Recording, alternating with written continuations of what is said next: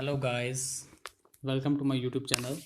सो guys, आज हम discuss करने वाले हैं चैप्टर जो है क्लास 6 का, जिसका नाम है who did पैट्रिक्स homework. So guys, let's start the translation से। ये गाइस, ये जो कहानी है वो एक लड़के की है जिसका नाम क्या है, पैट्रिक। ठीक है।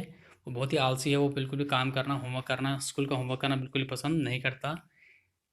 तो उससे होमवर्क ना करने के लिए, होमवर्क से बचने के लिए वो क्या क्या ट्रिक्स अपनाता है, तो वो हम देखेंगे इस चैप्टर के अंदर। So guys, let's start the topic.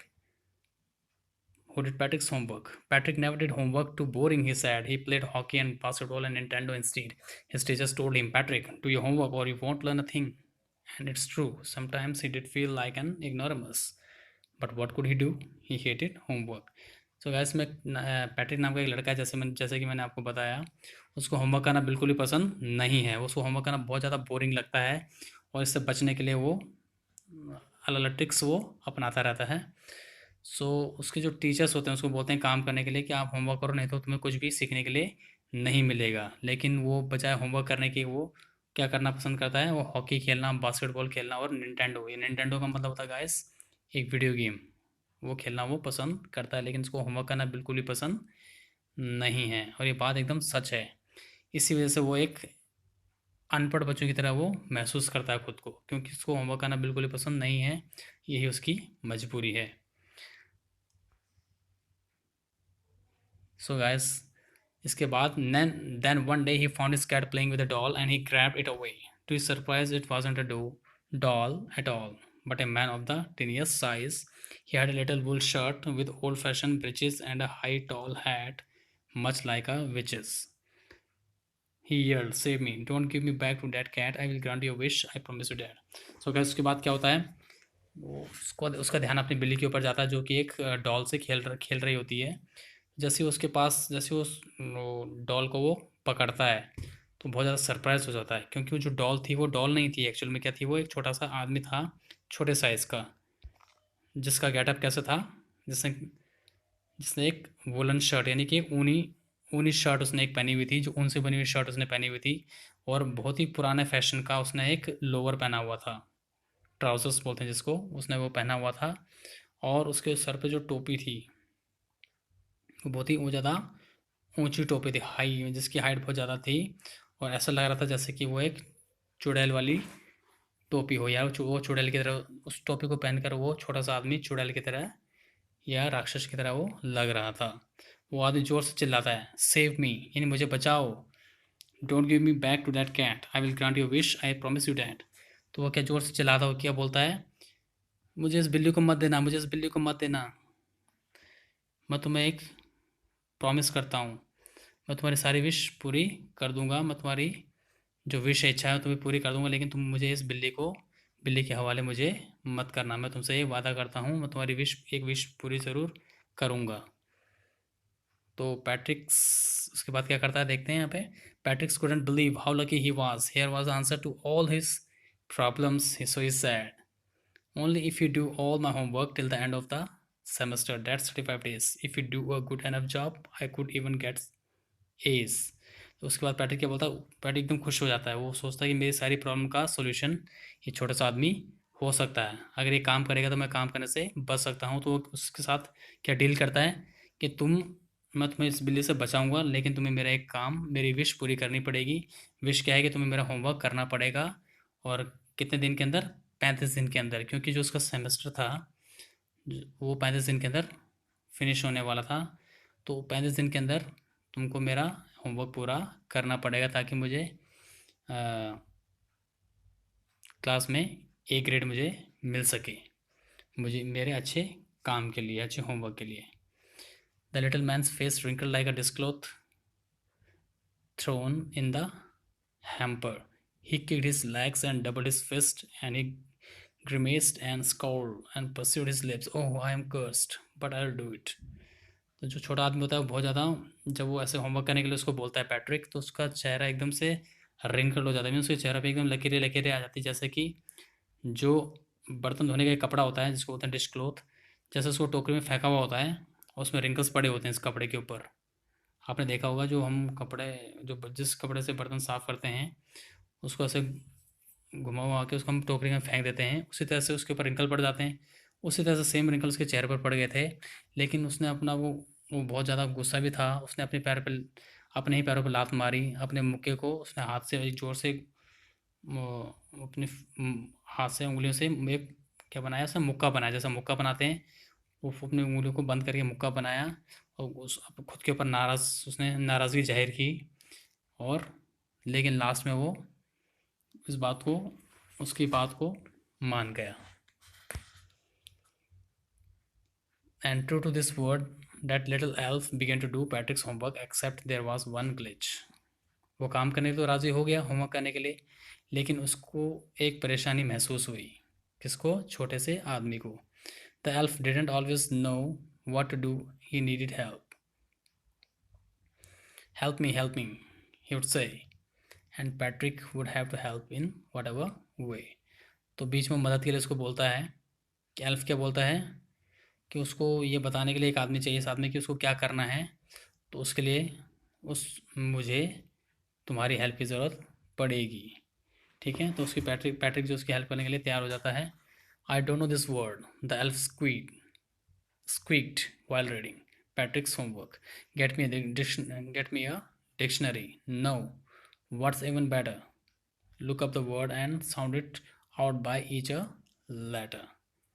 उसके बाद क्या होता है, जो छोटा सा जो जोकर होता है वो क्या बोलता है कि मुझे एक डिक्शनरी लो और मुझे इस वर्ड को बताओ, क्योंकि मैं इस वर्ड के बारे में नहीं जानता हूँ और मुझे इसका पढ़ना, इसमें प्रॉब्लम हो रही है, तो मुझे इस डिक्शनरी से इस वर्ड के बारे में मुझे बताओ, तो मेरे लिए एक डिक्शनरी लेकर आओ।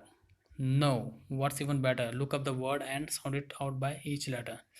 तो वो बोलता नहीं, मैं डिक्शनरी लेकर नहीं आऊँगा, इस वर्ड को पढ़ो और एक एक लेटर, यानी एक एक लेटर से उस वर्ड को पढ़ना खुद से स्टार्ट करो। When it came to maths Patrick was out of luck. जब मैथ्स की बारी आती है, मैथ्स सब्जेक्ट्स की बारी आती है, तो जो पैट्रिक होता है वो, उसका दिमाग बिल्कुल भी काम नहीं करता है, क्योंकि उसको मैथ्स उसको उसके पल्ले नहीं पड़ती थी। What are time tables, the elf shrieked, we else never need that. तो जैसे वो काम करना स्टार्ट करता है तो एल्फ्स क्या बोलता है, जो छोटा साइज़ का आदमी होता है उसके लिए यहाँ पे एक वर्ड यूज़ किया गया है एल्फ। तो बहुत ज़्यादा एकदम श्रीड यानी बहुत जोर से चिल्लाता है वो कि ये काम मैंने पहले कभी नहीं किया मैथ्स का। ठीक है, मुझे इसके बारे में कुछ भी नहीं पता। And addition and subtraction and division and fractions, ये सब चीज़ें मुझे नहीं पता। ये क्या होता है, एडिशन क्या होता है, सब्ट्रैक्शन क्या होता है, डिवीजन और फ्रैक्शन क्या होता है, ये सब मुझे नहीं पता। ऐसा कौन बोलता है? छोटा जो आदमी होता है। Here sit down beside me, you simply must guide me.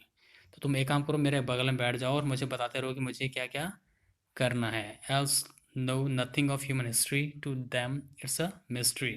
So the little elf already a shouter just got louder. Go to the library, I need books, more and more books, and you can help me read them too. तो तुम एक काम करो, तुम library में जाओ, books लेकर आओ और मुझे पढ़ के जोर जोर से पढ़कर बताओ। ठीक है, मुझे ज़्यादा से ज़्यादा किताब चाहिए और मेरी इस काम में मेरी हेल्प करो। अगर तुम मेरी हेल्प करोगे तो मैं तुम्हारी हेल्प कर सकता हूँ। लेकिन जो एल्स था वो ह्यूमन हिस्ट्री के बारे में बिल्कुल भी नहीं जानता था, इसलिए वो पैट्रिक को बहुत सारी बुक्स मंगाने के लिए बोलता है। ठीक है, लाइब्रेरी से। उसके बाद क्या होता है गाइस, देखते हैं यहाँ पे। As a matter of fact, every day in every way that little elf was a nag, Patrick was working harder than ever and was it a drag. He was staying up nights, had never felt so weary, was going to school with his eyes puffed and bleary. अब जो Patrick था वो बहुत ज़्यादा hard work करने लग गया था। और that little elf was a nag, और जो एल्फ था वो क्या था? नैग था। नैग का मतलब क्या होता है यहाँ पे दिया हुआ guys, one who travels someone all the time by complaining और asking them to do something. यानी जो छोटा साइज़ का जो आदमी था वो बार बार उसकी हेल्प मांग रहा था, किसकी? पैट्रिक की, हर काम के लिए, क्योंकि उसको कुछ पता ही नहीं था कि काम कैसा होता है, होमवर्क कैसा होता है। वो हेल्प करने के लिए तो तैयार हो गया था होमवर्क करने के लिए, लेकिन उसको ये पता नहीं था कि होमवर्क कैसे करना है। तो वो हर बात के लिए, हर सब्जेक्ट के लिए वो पैट्रिक की हेल्प वो ले रहा था उस काम को पूरा करने के लिए। सो पूरी रात पैट्रिक पूरी रात काम के लिए जगता है, सोता नहीं है। तो उसकी आंखें कैसे हो जाती हैं, ना सोने की वजह से जो उसकी आंखें हैं वो तो उसके मतलब शरीर में थकान आ जाती है, उसकी आंखों में थकान आ जाती है। और जब वो स्कूल जाता था तो उसकी आंखें कैसी होती थी, पफ्ड यानी सूजी हुई होती थी। ठीक है, बहुत ज़्यादा उसकी आंखें सो जाती थी ना सोने की वजह से, क्योंकि वो लगातार बहुत ज़्यादा हार्ड वर्क वो कर रहा था। Finally the last day of school arrived and the elf was free to go. आखिरकार स्कूल का आखिरी दिन आ जाता है और एल्फ को ऐसा लगता है कि अब वो पैट्रिक की बंधन से आज़ाद हो जाएगा, नहीं पैट्रिक से दूर वो चला जाएगा। As for homework there was no more, so he quietly and slyly slipped out of the back door. तो जैसे स्कूल का लास्ट दिन होता है तो अब कुछ होमवर्क बाकी तो बचा नहीं होता, क्योंकि सारा होमवर्क वो कर चुका होता है। ठीक है, उसके बाद वो चुपके से वहाँ से, जो छोटा आदमी होता है वो चुपके से वहाँ से पीछे के दरवाजे से वहाँ से भाग जाता है। Patrick got his age, his classmates were amazed, his teachers smiled and were full of praise, and his parents, they wondered what had happened to Patrick. He was now the model kid, cleaned his room, did his course, was cheerful, never rude, like he had developed a whole new attitude. जब result का time आता है, ठीक है, session के and में, तो Patrick को उसके काम के लिए ए ग्रेड दिया जाता है। तो उसको ए ग्रेड मिलने की वजह से उसके जो पेरेंट्स होते हैं, टीचर्स होते हैं और जो उसके क्लासमेट्स होते हैं, बहुत ज़्यादा वो खुश भी होते हैं और सरप्राइज भी होते हैं कि ऐसा कैसे हो गया। ठीक है, खासकर जो उसके पेरेंट्स होते हैं बहुत ज़्यादा उनको आश्चर्य होता है, बहुत ज़्यादा उनको ऐसा बहुत ज़्यादा अजीब सा लगता है कि ऐसे कैसे हो गया। ठीक है, पैट्रिक जो कभी भी काम करना पसंद नहीं करता था, लेकिन आज उसका जो रिज़ल्ट आया उसमें उसको ए ग्रेड उसको मिला है। अब वो क्या था, एक मॉडल किड था, यानी उनके पेरेंट्स की नज़र में जो पैट्रिक था वो एक अच्छा बच्चा बन गया था, जो जिसने अपना रूम एकदम साफ सुथरा रखा हुआ था। ठीक है, और अपना काम उसने तरीके से किया हुआ था और वो खुश था, और वो पहले की तरह गुस्सा वाला नहीं था। उसका जो एटीट्यूड था पैट्रिक का, वो पूरा चेंज हो चुका था। You see, in the end Patrick still thought he had made that teeny man do all his homework, but I'll share a secret. Just between you and me, it wasn't the elf. Patrick had done it himself. So guys, ये कहानी थोड़ा last में, इस कहानी में एक हल्का सा ट्विस्ट आ जाता है। जैसे कि आपने यहाँ पे स्टार्टिंग में देखा होगा, स्टार्टिंग पैराग्राफ में, कि जो इसमें ये दिखाया जाता है कि काम कौन कर रहा है, वो छोटा आदमी कर रहा है, किसके लिए, पैट्रिक के लिए। लेकिन जो ये राइटर है लास्ट में आपसे एक सीक्रेट जो होता है वो शेयर करता है। उसमें क्या बोलता है वो, कि सब लोगों को ऐसा लग रहा होगा स्टोरी पढ़ने के बाद कि ये पूरा का पूरा जो होमवर्क था वो किसने किया, छोटे से आदमी ने किया, यानी कि एल्फ ने किया, लेकिन ऐसा नहीं है।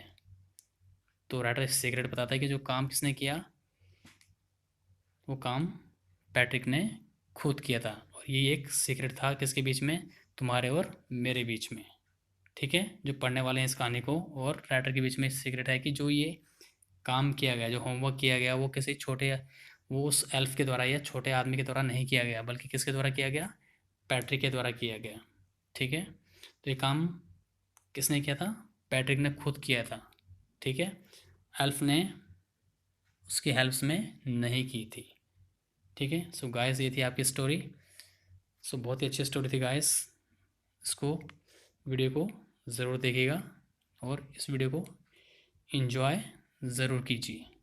So guys that's all for today.